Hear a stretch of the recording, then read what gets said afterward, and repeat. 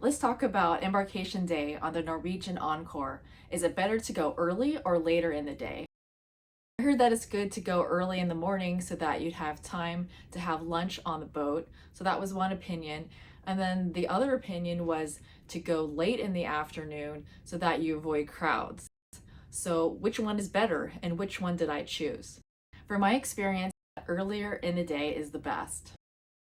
As a first-time cruiser, my embarkation experience was so much easier than I expected, and I think a large part of that was going early.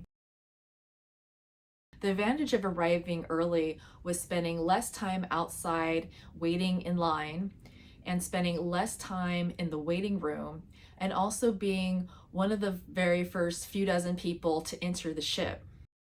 Being early and in an early group allowed us to enjoy the boat with less people there, and it was a pleasant and enjoyable experience to welcome yourself to the cruise with very few people there. This is an experience you simply won't get if you arrive later on the ship and the crowds are already there. Being able to board the Norwegian Encore early allowed us to go and enjoy the buffet before any crowds had arrived. We were able to sit as a large group while other guests over time started coming in and the crowds became heavier and heavier as time went on. You could avoid crowds by arriving later, but you also will be eating a little bit later, which may not be the optimal time for you. I would also assume that arriving later in the day for your departure could add some stress to the situation of going through the embarkation process in case for some unexpected reason you're arriving a bit later and you're pushing against that deadline of the time where you need to be on the boat for sure before you depart. Our times to get in line were between 10 a.m. and 10:30 a.m., but we actually arrived around 9 a.m. because we wanted a lot of time for the process. We had left our hotel around 8:30 a.m., which was located by SeaTac Airport, and it only took us about 30 minutes to get to Pier 66. We just went early because we weren't sure what would happen, what the process is, and if there'd be any unexpected delays.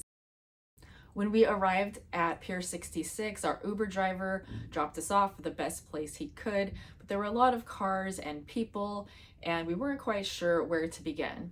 So we saw a sign for baggage and we just headed towards it.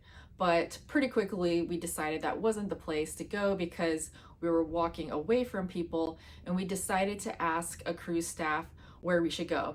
She was very nice and personally walked our group where we needed to go, which is around the corner of the red numbers 66. We saw other numbers for Pier 66 as we were making our way in our Uber vehicle, so we weren't quite sure where the entrance was. So it was great that we had a staffer to lead the way, and it made the process very easy. If you see 66 in red for Pier 66, you're at the right spot.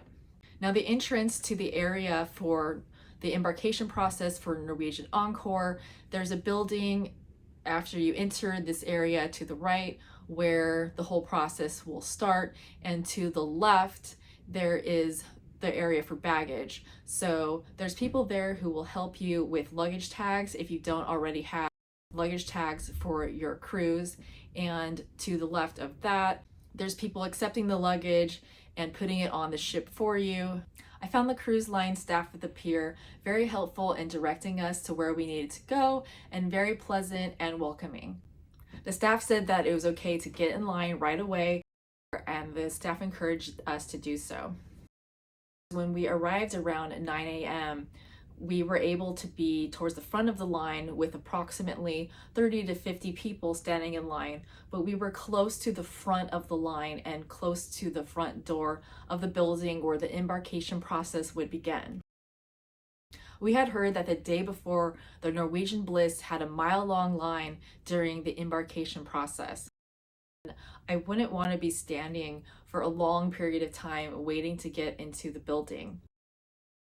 The process for check-in at the desk was very quick. We just had to show our passport and our reservation information, and we received our key card and we were on our way.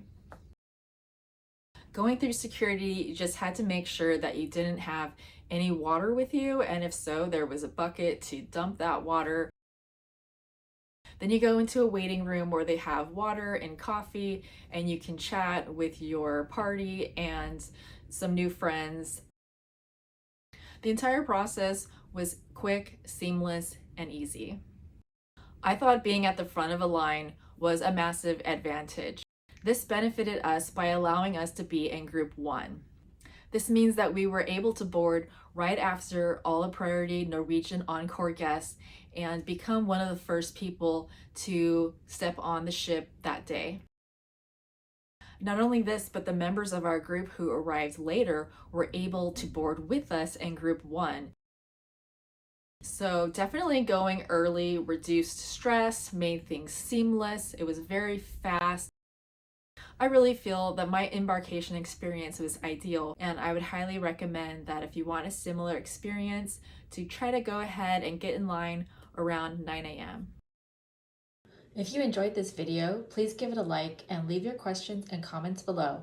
Subscribe to the channel for more videos to come in the Norwegian Encore Cruise to Alaska series.